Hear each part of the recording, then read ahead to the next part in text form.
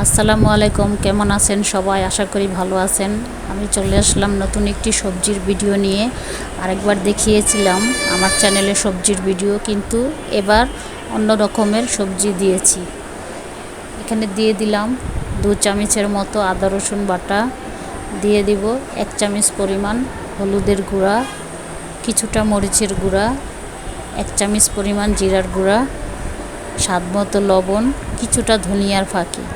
সবগুলি উপকরণ একসাথে বাটিতে রেখে দিলাম। দিয়ে দেব মশলাগুলো, দিয়ে ভালো করে কষিয়ে নেব। মশলাটা ভালো করে কষাতে হবে, যতটা ভালো করে কষাবেন সবজিটা তত মজা লাগবে। মশলাটা কষানো হয়ে গেছে আমার। আমি এখানে দিয়ে দেব কিছুটা গাজর কুচি করে কেটে রাখা, আর দিয়ে দেব বটবটি। এখন দিয়ে দিলাম কিছুটা লাউ। সবজিতে লাউ ভালোই লাগে। এখানে আমি 2 রকমের ডাল নিয়েছি, মসুরির ডাল আর মুগ ডাল। আরেকবার দেখিয়েছিলাম তখন বুটের ডাল দিয়েছিলাম। ডাল দিলে সবজিটা কিছুটা ভালোই লাগে খেতে। আপনারা ওইভাবে বানিয়ে দিবেন, বাচ্চারা সবজিও খেলো ডালও খেলো, সকালের নাস্তাও হয়ে গেল। খুব সুন্দর মজাদার একটি সবজি, তাই আমি ভাবলাম আপনাদের কাছে শেয়ার করি। এখানে কিছুটা আলু দিয়ে দিয়েছি, দিয়ে দেব কিছুটা কাঁচামরিচ। আপনারা আপনাদের ঝাল অনুযায়ী কীরকম ঝাল খান সেরকমভাবে দিবেন। আমার অনেকগুলি সবজি, তাই আমি একটু বেশি দিয়েছি। এখন আমি দিয়ে দেব কিছুটা মিষ্টি কুমড়া। আলাদা আলাদা রানলে অনেক সময় বাচ্চারা খেতে চায় না, আমি এখানে দিয়ে দেব কিছুটা পুঁই শাক।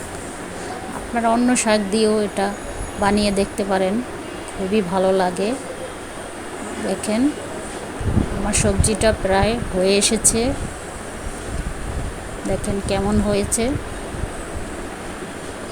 আমার তো এই সবজি খেতে খুবই ভালো লাগে, আমার বাচ্চারাও খুব মজা করে খায়। এটা আমি বানিয়ে একসাথে রেখে দেই ফ্রিজে। প্রতিদিন 1 বক্স করে বের করে বাচ্চাদের রুটির সাথে দেই, বাচ্চারা খুব মজা করে খায়। আপনারাও আপনাদের বাচ্চাদের এইভাবে রান্না করে দিতে পারেন।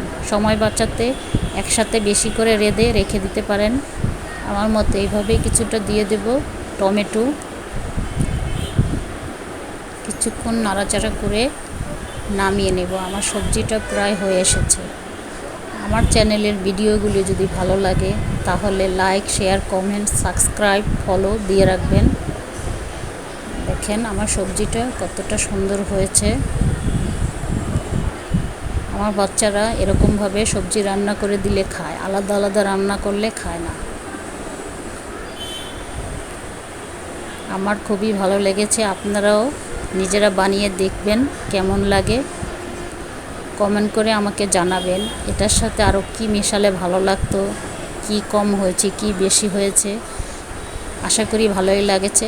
আবার দেখা হবে। আল্লাহ হাফেজ।